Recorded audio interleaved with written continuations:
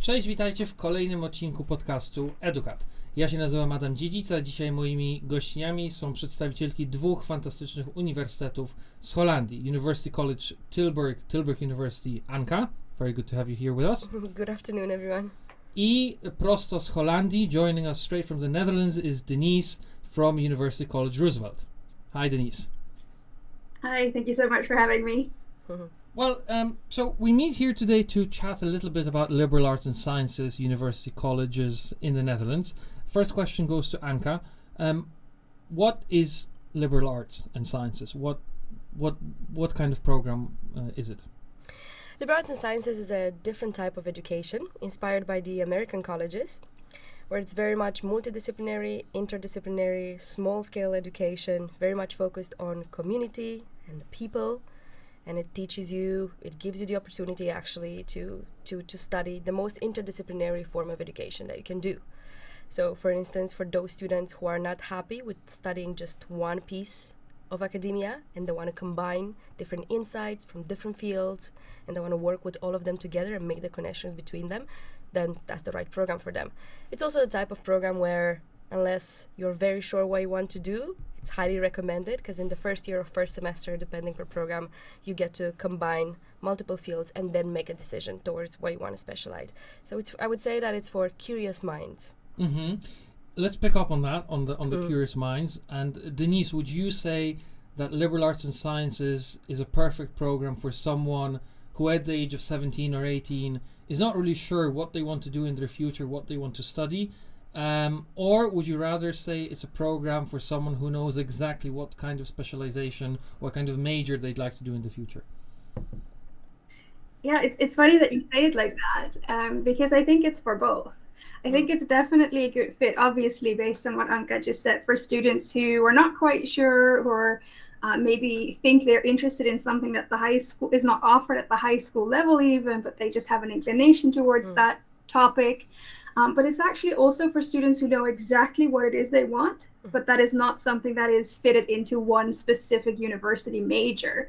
If you look at the world out there, the jobs that are out there, none of them are that fit really neatly into one box. And that's also the type of student that does well at a liberal arts and science education type school. So just to follow up on that, what is a university college? Because in the Netherlands we have universities of applied sciences, we have research universities. What would you say is a university college? Is it a third form of education? Is it part of another type of university? What can you tell us about that, Denise? So you're right. There's basically two types: the universities of applied sciences and the research universities. And the university colleges are basically a program within a larger research university. So we're all part of the research university way of education, theoretical, for students who want to know why things are the way they are, that like research. And we give our diplomas as part of the research universities. But within that structure, we are our own little college community, the way that places like Cambridge and Oxford also have their small colleges, where you're part of that small scale group, where you have small scale education, where the community aspect that Anka mentioned is very important too. So you're basically we're a small subset of research university programs. Right. And Anka, what would you say would be the three main differentiations of a liberal arts and sciences degree as opposed to a traditional, I don't know, economics degree or psychology degree or law degree for that matter? The three main points. Yeah. I'll start with or five. Or five main points. You're welcome to go for as many as you want. We'll go as long as we can. Well, interdisciplinarity is surely a key point here. You will of course find bachelor's programs in the Netherlands that are interdisciplinary, but none with such a strong component as a liberal arts and sciences program, as it is designed this way. I think another key point is the flexibility that it allows you as a student. It gives you options to change your mind, which is very important. It gives you options to study multiple fields. You can mix and match these courses and think outside the boundaries of a traditional program. I think this is another point. The third point is the community that also Denise was talking about. Students are encouraged not only to study together, but to also spend time together. That's why what you'll find in the Netherlands is that most colleges will be residential. Mm-hmm. So they will have their own accommodation, their own it's guaranteed campus. For a student. It is for some colleges, and for others it's optional. So each college will treat accommodation differently. But what is common between all these colleges is that they'll try to form a community around the university college, around the liberal arts and sciences program. So at Tilburg University, for instance, students can live together in some of the dorms. It's not mandatory, so it's optional. But they do have their own common room, for instance, in the building of University College, where only liberal arts and sciences students can be there. They study there together, they work on projects together, the study association also hangs around there. So it's a very community-inspired type of approach, and I think that's different from other colleges. Another aspect that I particularly like is that the colleges are still connected to the university main environment, and Denise touched upon this a bit. So in the Netherlands, these university colleges are under the umbrella of a research university. So you have your own bubble of like-minded students that are interested and curious and wanting to know all these things and combine all these aspects of life and of academia. But then you also have access to the resources of the mother university, let's put it this way. So I would say that these are some of the main aspects of a university college, but maybe Denise would like to add anything. Yeah, Denise, go ahead. Yeah, I mean, I think another important factor that we haven't touched upon much yet is how international these colleges are. Just by nature of how we are organized, the kind of education you're getting, the community component of it, it's a program, it's a place that's very attractive to international students, meaning that any of the colleges, you're looking at 30 to even 80% international students coming from all around the world, even though they're small places.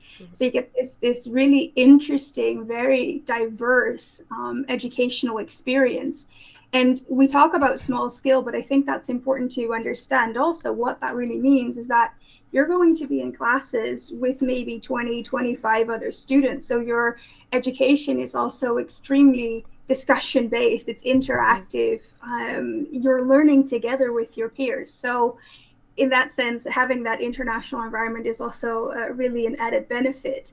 And I think the one thing that I would say, and I'm not saying that other programs don't focus on this as much, but the skill building that you do in a university college is huge. Just because you are with so many different people who take very different classes from you. You can imagine an economics class where, yeah, there's students in there who want to study economics predominantly, but there's also students in there who have an interest in mathematics but want to look at what that might look like in real life, or students who are most interested in politics and international relations, but obviously you can't do without economics in there.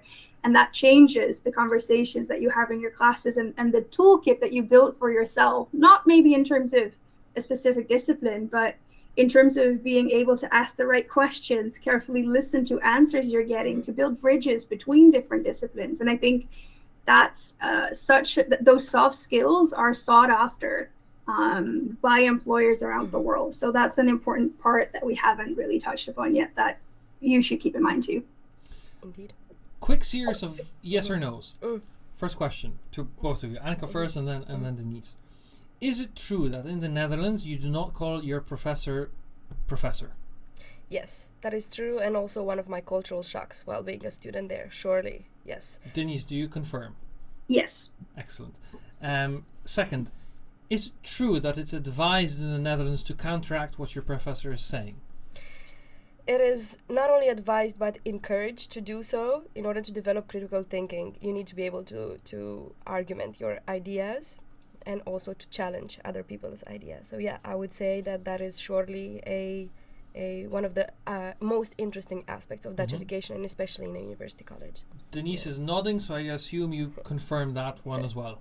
Yes, absolutely. I think a professor, especially at the university college, is part of the educational environment and not just someone to teach at you, but to learn from you in much the same way that you learn from them.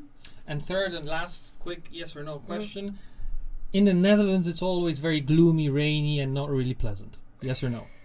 No, I think that's a cliche about the Dutch weather. They're 30 degrees today. We're in Poland now, but Denise is joining us from the Netherlands. We have a heat wave. It's not that much of a difficult, dramatic weather, actually. If anything, the winters are rather warm compared to where I'm from. I'm Romanian originally. We get a lot of snow. and also the days are very long. So once April starts until somewhere maybe end of September, it goes fully dark at almost 10:30, 11, and the day starts very early. So that's one of my favorite aspects about the Netherlands. Actually, it seems that you just have more time because it's already bedtime and it's still light outside. You'll get a normal summer and of course a rainy autumn and a colder winter. It's not a tropical weather, I'll say that. It's not Spain, but it's also not disastrous. So it's also a matter of how you look at it and deciding what's more important, having 20 degrees in February or enjoying a different country with different opportunities. So back to more serious matters then. And by the way, I can attest to that as well. I studied in the Netherlands myself. I worked in the Netherlands, and I can definitely confirm what Denise and Anke are saying. Denise, you mentioned a little bit together with Anke at the beginning the similarities between university colleges and the similarities in terms of what a liberal arts and sciences program is. But I guess there are also major differences in terms of the majors and minors that the different colleges offer, the disciplines that the colleges offer. So if you could tell us a little bit about what University College Roosevelt offers, what kind of majors, what kind of disciplines are your sort of specializations, if I can put it that way. Yeah, of course. And I think this is a really important point that you're making. I mean, we're all liberal arts, we're all community oriented, but you'll be hard pressed to find more than 2 or 3 colleges that really fit with you as an individual. So this is a piece of research that as a student you really need to do. Now for University College Roosevelt, we are on the most flexible end of the spectrum as where it comes to liberal arts programs in the Netherlands, in that we offer about 160 different classes in the college, and you pick 24 of them and they will make up your degree. What 24 that's completely up to you. So at no point do you have to decide on a major with us. Now, of course, in order for you to be able to showcase what you've done at the end, we will retroactively look back at the classes you've taken and we can usually apply a major to that, but it is extremely flexible until the very, very end.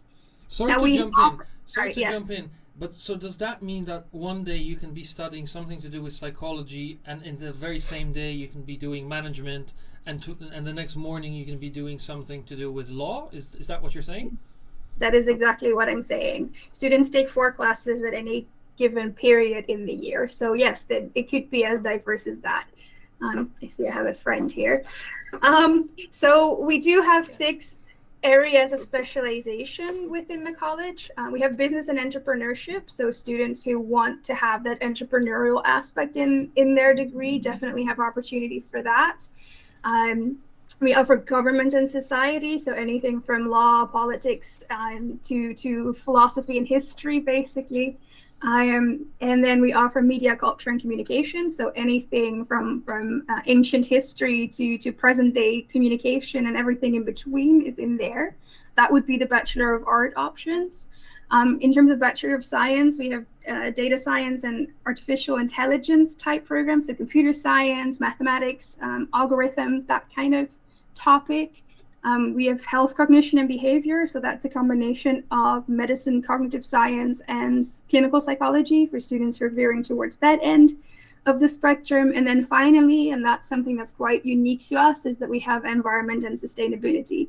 So for students looking at environmental science, marine biology, sustainability, that's what we offer. And we offer that specifically because we are located in the Delta area of the Netherlands. So if you're looking at the big water management type structures of the country, they're all based where we are. National research institutes are based where we are. So obviously that has to be part of our curriculum too. That's kind of the flavors, but students can combine anything with everything within that, within those options. And University College Tilburg is a little bit different, I assume, because there are 3 blocks or majors, if I can put it that way, and students get to decide which direction they want to go in at the end of the first year, I assume. So that would be a major difference to University College Roosevelt. Indeed, it is a bit different from what the UCR offers. There's still the possibility to combine courses and mix and match between these different fields. But University College Tilburg, the Liberal Arts and Sciences program, offers these 3 majors, 3 pillars. So these are the main specializations. You'll have the law one, the interdisciplinary social studies, and also the cognitive neuroscience one. So very different in terms of approach. So for instance, in the cognitive neuroscience one, you will study the brain, from what it looks like, what it does, but also what the influence is of the brain on the human behavior. Whereas interdisciplinary social studies, it's still a social studies program, but it looks more at the group dynamics and society in general. And I think the law and culture one is quite self-explanatory. Besides that, you start with an academic base that is applicable to all students from all majors, where you look at skills such as critical thinking or writing skills or research skills. You'll do different research according to your major.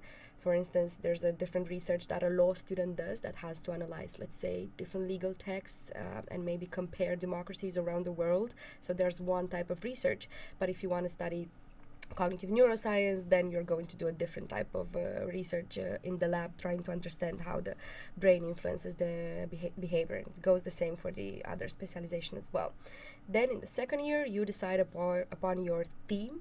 So we have a couple of themes available, such as technology and society or sustainability, and different majors can choose that theme, and then they would apply their build-up knowledge to a societal issue. So I'm thinking, for instance, at the concept of freedom of speech, or online activism, or social media in general.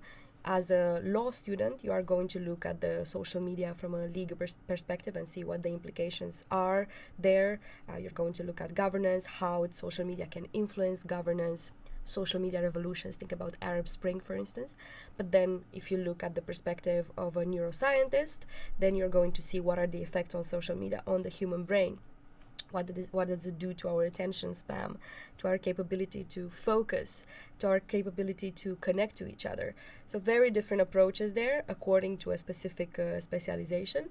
And then finally, you will, of course, specialize by writing your thesis and doing a project with an external company. So different ways there, from purely academic to specialization to more practical, and then hopefully to the fireworks at the end.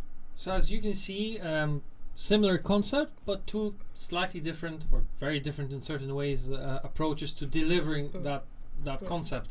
And I think it is very fair to say that if you were a student who is looking for an interdisciplinary program, for a program which looks at different disciplines from different angles, or the same discipline from different angles, or if you are a student who is uncertain in what direction you want to go in the next 3 or 4 years, then a liberal arts and sciences degree is right for you. I guess I should have started with this question. We have with us Denise from University College Roosevelt. Where does the name come from? Has it got any ties to the American Roosevelt family, or is it some sort of other connection? I want to know this as well, Denise. Denise, no pressure. Yeah, no, it is actually connected to the American Roosevelt family. So Roosevelt is actually a very Dutch thing. It means fields of roses. The Roosevelt family migrated from the area where we are based to the US way back when. So there is that connection. Now, of course, that's a bit of a historical connection, but it is something we still see in our education. And for instance, you have the big 4 Freedom Awards, which is based on the 4 Freedom speech by Roosevelt.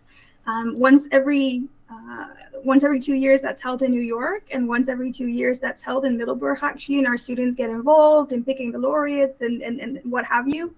So we just had our 4 Freedom Awards ceremony, I'm going to say a couple of weeks ago, and we had, for instance, President Zelensky come to Middelburg and speak with our students because he was awarded one of the 4 Freedom Awards. So the whole idea of the freedom, the legacy of human rights, the legacy of the Roosevelts basically is very much ingrained into what we do and stand for as a university. Wow, I did not know half of that, and I definitely didn't know you had the Ukrainian president over at the campus. That's that's really good to hear. Great to hear. So we've talked a little bit about what liberal arts and sciences is or are, what the differences are, what the similarities are. Students, parents watching us, listening to us will now be wondering what they have to do in order to start studying. So that brings me on to one of the more important questions, which is admission requirements and admission process. And I guess, again, there will be similarities, there will be differences. Let's start with the University College Tilburg. Anka, if you could tell us a bit about the admission process. Sure. So maybe I can zoom out a bit with the Studia link. So the way that the application system goes in the Netherlands, maybe different from other countries, is that you first register in Studia link, which is a governmental platform, and there you can be registered for 4 programs at the same time. So you make a short list for yourself of those 4 programs who truly interest you, and you register. Only 2 of those programs can be numerus fixus. Maybe you can explain more about it, what it means, or send your viewers to a page with more resources. But only 2 of those can be numerus fixus. After you do this, you submit your application to the different colleges that you're interested in. Each college will, needless to say, have their different application systems and requirements as well, deadlines. So it's always good to check this out. Dutch universities have well put together a website where you can find all this information, typically very detailed and in steps. The way that it goes for Tilburg is that you submit your application in Osiris, which is our application system. You send there a couple of the key documents, such as your transcript of grades, maybe a motivation letter, a copy of your passport, the typical English proficiency test certificate, just a typical standard document. And based on those files, you will be assessed, or your application will be assessed by the admissions officer, and then you can get the conditional offer. Thing is with university colleges that they are more selective than other programs. So liberal arts and sciences is a more selective program, which means that you will have to go through some sort of a selection procedure depending by college. At Tilburg University, we have an interview, and that's a binding interview. So you'll have it either with one of the professors or the program coordinator or somebody from the staff of the university college, which is there to assess truly your interest in such a interdisciplinary program, and it's also helpful for you as a student to know whether this is the right fit for you. That's the selection at Tilburg University, and if you do pass that interview as well, congrats, and we look forward to see you in September. All right, and how does it look like at the University College Roosevelt, Denise? Is it similar or is it a bit different? Similar but different, the way we like to do I think things. this is the theme of today's conversation. Similar but different. Diverse. Yeah, I mean, that's how we like to do things in the Netherlands, right? In principle, the steps are fairly similar in that you submit your first registration in StudiaLink, then you get access to our online application portal where you upload all your documents, and then we start our initial review. Part of the documents for us as well is a motivation letter as well as a recommendation letter from one of your teachers or a counselor or someone who knows you in a school environment. Doesn't have to be the director of the school, but someone who can actually attest to who you are like as a person. That's not common. Motivation letters and recommendation letters are not common, and they are specific to UCR. The first thing we do when we get your package is to check whether you meet minimum admissions requirements. So that is either the Polish Matura or the IB with a certain point grade, so 30 points. A levels with 3 Bs, that's the first check. Once you meet that, we will and we think that there is promise in your motivation and your recommendation, we'll invite you for an online assessment. It is not quite an interview, but it feels like an interview. It's just that the questions are pre-recorded from our end, and you can take them whenever you want at your convenience. And this is where we want to determine whether you're a good fit for our particular type of liberal arts, for our environment, just to make sure that you're going to be a happy student and therefore a successful student in our program, right? That's what we're trying to filter out. And then after that, we'll do a final review of all the documents and the assessment, and then hopefully you'll be invited. Mm-hmm. Both of you mentioned interviews, and I think this is something that might, not necessarily raise eyebrows, but might get students and parents thinking, because it is very uncommon. In fact, it doesn't happen at Polish universities to have interviews. Now, do these interviews, are they more likely to ask questions, for example, dates of battles and legal systems, and test mathematical knowledge, or are there questions more like motivation oriented?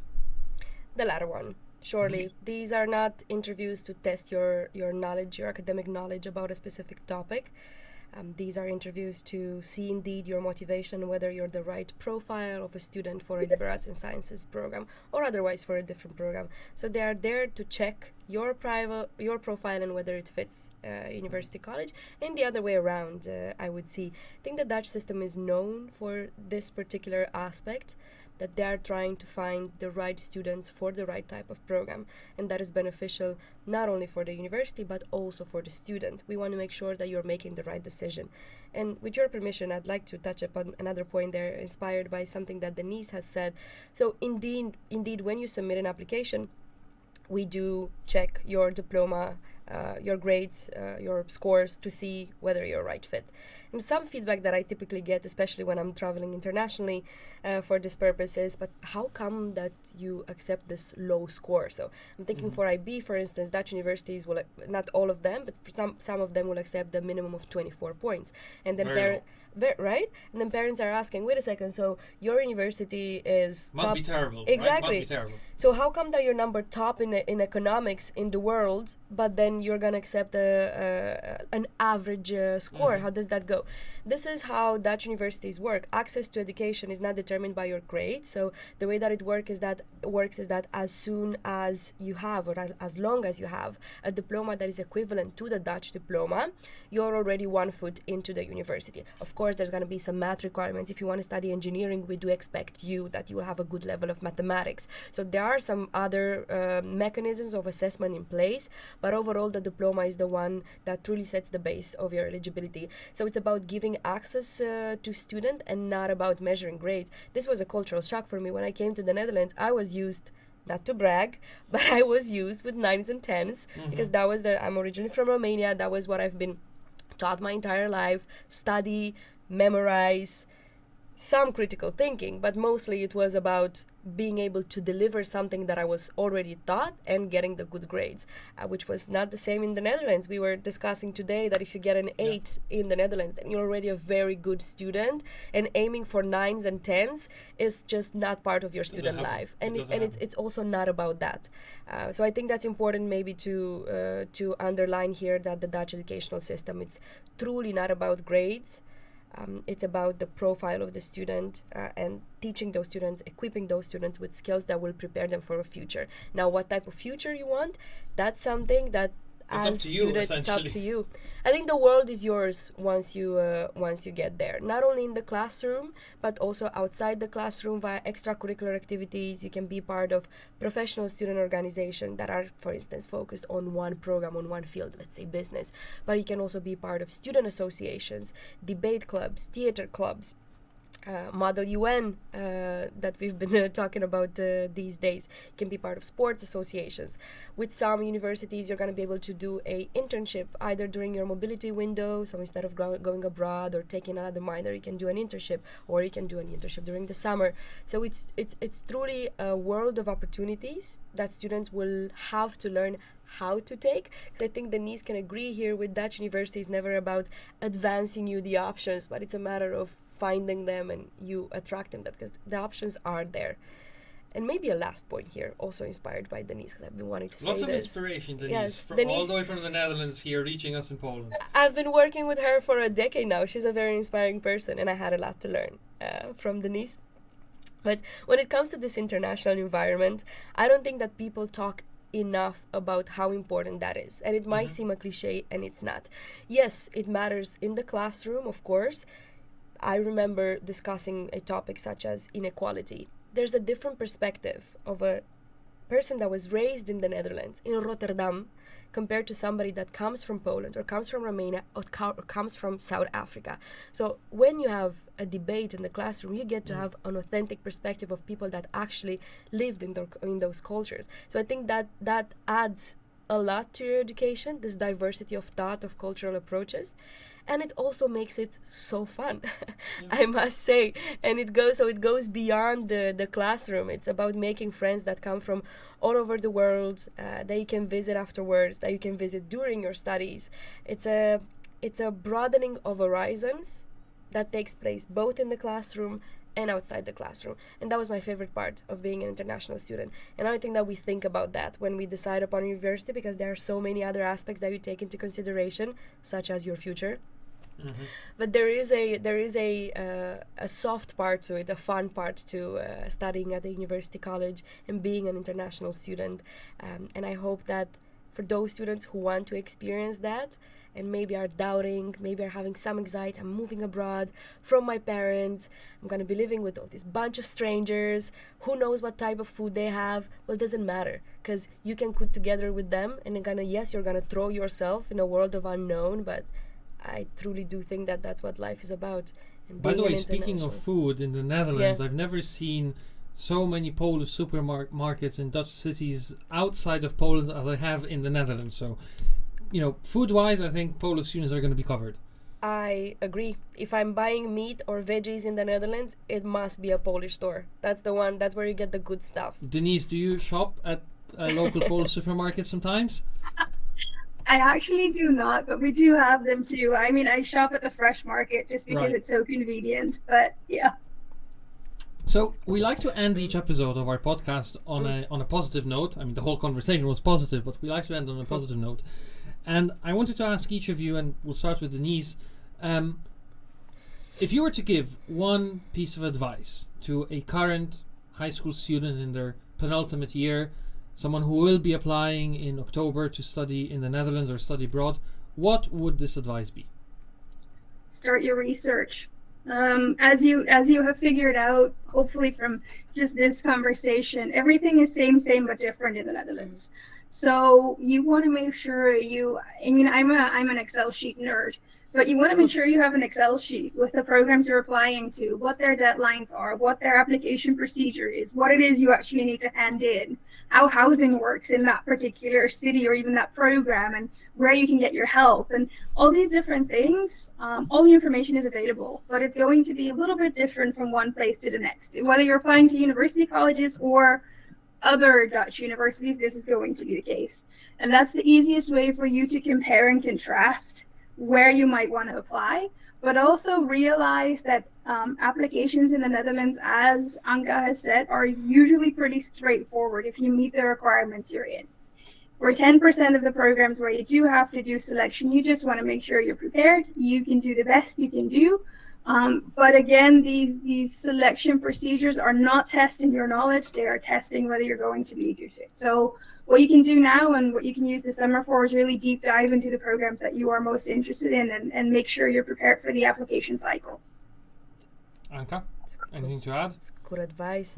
Research everything and make notes, compare. I think that's really the base of it. Maybe I can zoom in for my advice and say look for accommodation in time, which also means that you should apply in time. So yes, a deadline can be, for instance, 1st of May or 1st of April or earlier deadlines for some colleges. But the earlier you apply, the better, because it gives you more time for practicalities, and housing should be your priority. I think a good month to start looking for housing is somewhere around May. But by then you should already have an idea of what's out there for housing, and especially if your housing is not guaranteed by your college, then please go for it. Otherwise you're going to have some stress maybe during your final exams, and why do that? So get the information, make a short list of the colleges that you want to study, look into everything about them, including your curriculum and the practicalities, and then start from a base of knowledge that you can build upon. Plan ahead. That's my advice for them. And a second advice, because I can, if I may, is follow your dreams. Don't be afraid. Just go for it. If you have this idea in mind of wanting to study abroad, Netherlands is a good country for it. The tuition fees are competitive. Yes, it's not possible for everybody, that's for sure.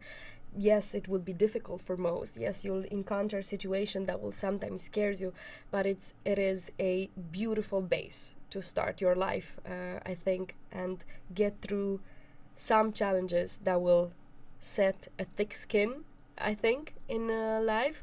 So I would say follow your dreams. If this is something that you want to do, just don't be derailed by maybe negative stories that you've heard or by your own concerns. Be courageous, like a liberal arts and sciences student. And there we have it. What a nice way to end it.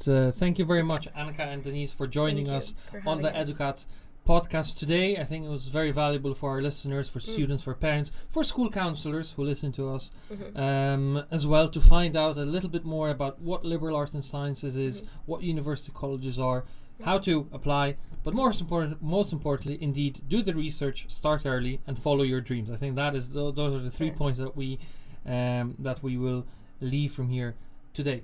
A jeśli wy zastanawiacie się nad aplikacją na studia zagraniczne do Holandii lub innych krajów, skontaktujcie się już dzisiaj z nami na stronie www.educat.study. Jeden z naszych mentorów lub mentorek, osób, która sama studiowała za granicą, pomoże wam w wyborze uczelni i kierunków, przygotowaniu wszystkich dokumentów aplikacyjnych, znalezieniu zakwaterowania, wysłaniu wyników matur. Będziemy z tobą przez całą drogę od A do Z. www.educat.study. Ja się nazywam Dziedzic i dziękuję wam za wysłuchanie dzisiejszego odcinka. Do zobaczenia.